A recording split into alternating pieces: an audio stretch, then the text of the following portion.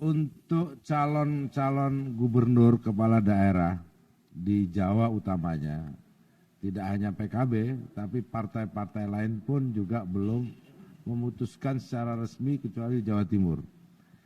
Jawa Tengah masih cair, Jawa Barat juga masih cair, DKI juga masih cair. Untuk Jawa Barat, memang PKB sudah mencari kader internal PKB yang kemungkinan diusulkan bisa maju seperti Pak Cucun, Pak Huda, tapi ada aspirasi juga dari sebagian masyarakat Jawa Barat dan juga kader PKB untuk mengajak Pak Sandiaga Uno menjadi calon gubernur Jawa Barat. Banyak reasoningnya, memang karena Pak Sandiaga juga ibunya orang Jawa Barat. Namun ini perlu dijajaki lebih jauh. Karena apapun pilkada ini salah satu tingkat kerumitan, pertama adalah mencari partai koalisi, yang kedua mencari pasangannya.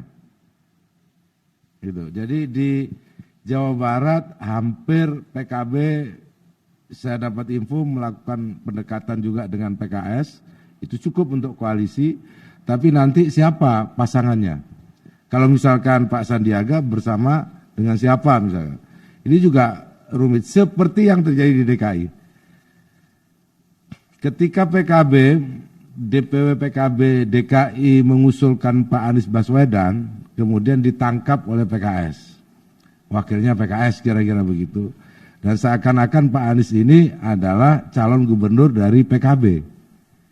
Gitu. Nah, dinamika itu terjadi di semua, nantinya akan terjadi juga di Jawa Tengah. Nah, oleh sebab itu partai koalisi untuk DKI sampai detik ini belum ada yang solid. Semuanya masih cair. Dan kadang dikait-kaitkan dengan koalisi di Pilpres. Ada KIM, ada perubahan. Tapi semuanya setahu saya belum ada yang duduk bersama. Termasuk PKB katakanlah dengan PKS belum intensif untuk duduk bersama. Karena apapun di DKI ini berbeda dengan Jawa Timur. Kalau di Jawa Timur PKB bisa ngusung sendiri, sedangkan di DKI tidak bisa ngusung sendiri. Di Jawa Barat tidak bisa ngusung sendiri, sehingga membutuhkan komunikasi dengan partai koalisi. Setidaknya dengan PKS, meskipun belum dirembuk secara resmi, itu sudah ada pembicaraan untuk berkoalisi. Namun, untuk memenangkan pilkada, tentu harus ditentukan siapa calon pasangannya dan apa saja partai koalisinya. Semakin besar koalisi, akan semakin memudahkan untuk menang. Itu DKI. Jadi hari ini, PKB tetap akan membuka diri selaku katakanlah partai yang pertama kali mengusung Pak Anies, akan berkomunikasi juga dengan partai-partai lain, termasuk PDIP yang meskipun baru secara informal, PDIP juga oke dengan Pak Anies. Bila saja calon wakil gubernurnya atau dalam pasangan itu ada PDIP-nya. Kira-kira begitu. Nah, itu bisa jadi kemungkinan dengan partai-partai yang lain. Maka sampai detik ini belum selesai. Nanti kita lihat dinamikanya ke depan, termasuk kepada teman-teman PKS bersabar dulu lah untuk kemudian duduk bareng-bareng gitu. Bersama partai yang lain supaya nggak ngunci dua partai saja.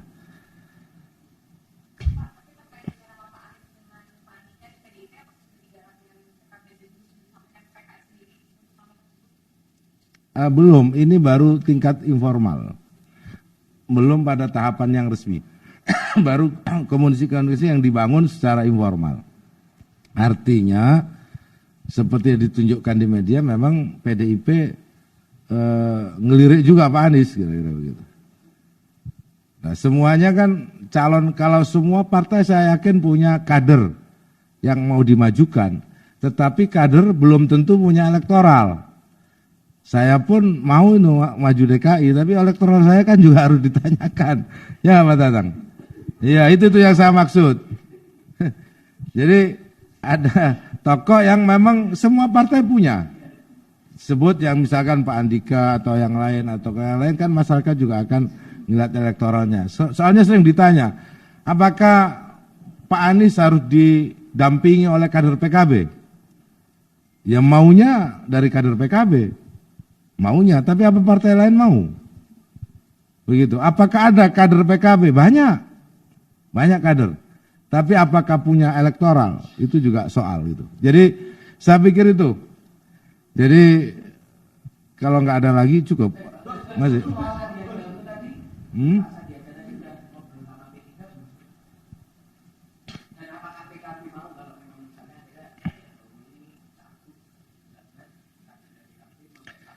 Itu penjajakan awal banget, baru semacam aspirasi yang muncul dari Jawa Barat.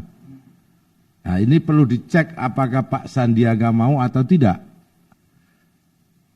Konon katanya mau, gitu loh. Jadi ini belum, ya, belum, masih pendekatan. Jadi, nah setelah itu kan harus dicek lagi. Begitu Pak Sandiaga mau.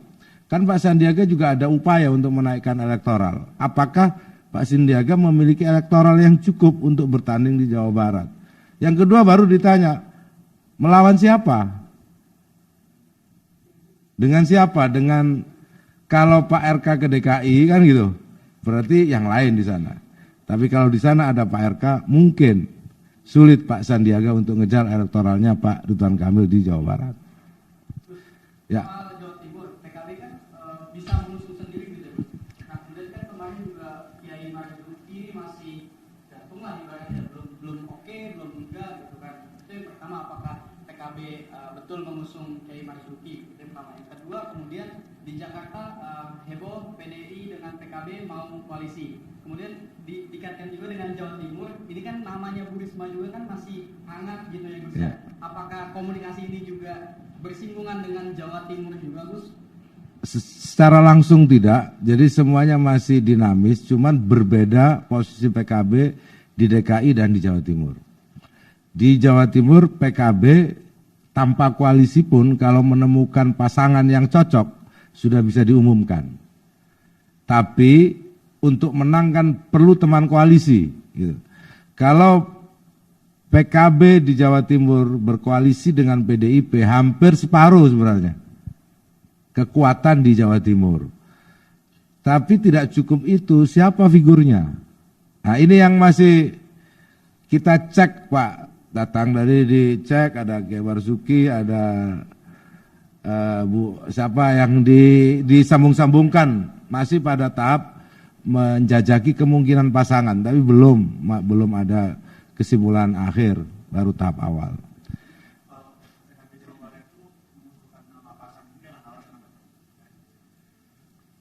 Pertama Pak Sandi memiliki popularitas untuk Jawa Barat. Yang kedua Jawa Barat itu juga provinsi yang dinamis anak mudanya, yang kreatif. Jadi membutuhkan orang seperti Pak Sandi yang cukup gesit gitu. Yang kedua memang Pak Sandi orang Jawa Barat. Gitu. Pak Sandi akar turunannya orang Jawa Barat, katanya begitu.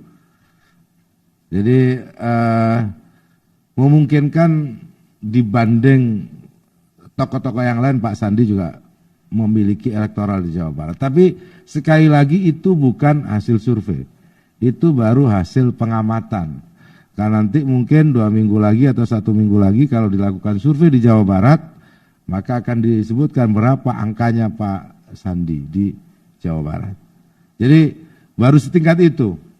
Karena di Jawa Barat pun tidak banyak tokoh yang memiliki elektoral. Sampai detik ini. Itu sama seperti DKI. Mirip. Hanya ada 1-2 nama yang punya elektoral. Jadi Jawa Barat ada Pak Ridwan Kamil, di DKI ada Pak Anies. Nah kalau Pak RK dibawa ke DKI, ya berarti di Jawa Barat lowong. Kira-kira begitu. Itu saja, terima kasih.